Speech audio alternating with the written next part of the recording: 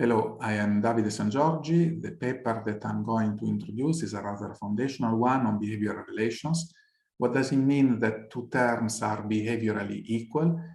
Well, it means intuitively that no difference can be made on them by interacting with them.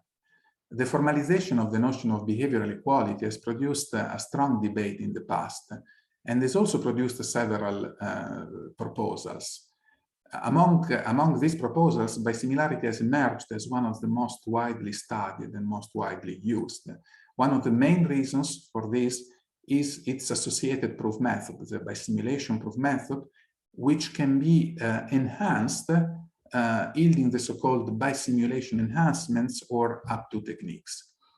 A proof using a bisimulation enhancement looks like this. One has to exhibit a relation on the terms of the language of interest and a function from relations to relations.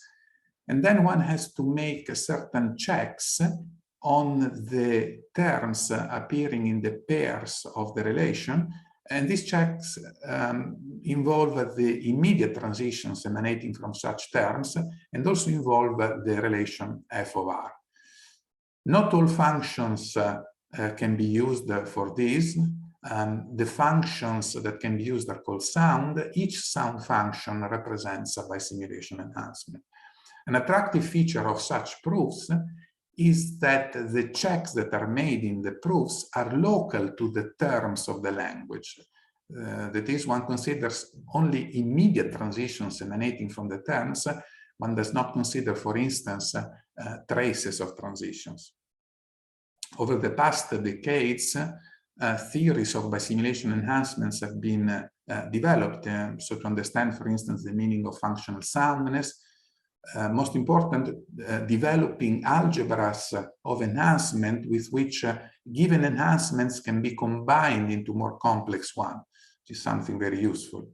Indeed, sometimes people use bisimilarity in place of, instead of other behavioral equalities, precisely because of the desire of exploiting the associated enhancements. However, bisimilarity has also been criticized. One of the major criticisms is that it is too fine, distinguishing too many terms, terms that one would like to consider equal and that are not bisimilar. And the reason for this is that in presence of non-determinism, bisimilarity is sensitive to the specific points in which the non-deterministic choices are made. And this can be argued to be a somehow intentional feature. Another criticism for bisimilarity is that it does not have a natural associated preorder, so it is not really defined as the equivalence, the kernel of some interesting preorder. And preorders are often useful in practice. A way of overcoming these problems of bisimilarity is to move to inductive behavioral relations. That is, relations defined from inductively defined observables. The simplest such example is a trace preorder, in which two terms are related if all the traces of the first are also traces of the second. But other possibilities exist involving richer structure than traces, for instance, failures, ready set, and other, say, enriched traces.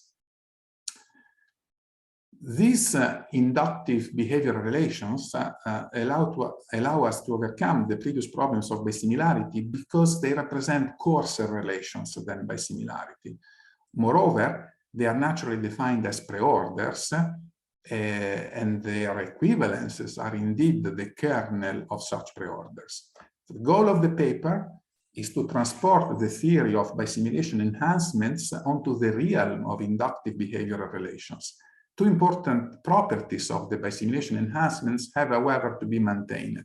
One has to do with the locality of the checks in proofs that I described earlier on. The other has to do with the possibility of developing algebras of enhancement with which given enhancements can be combined into more complex ones.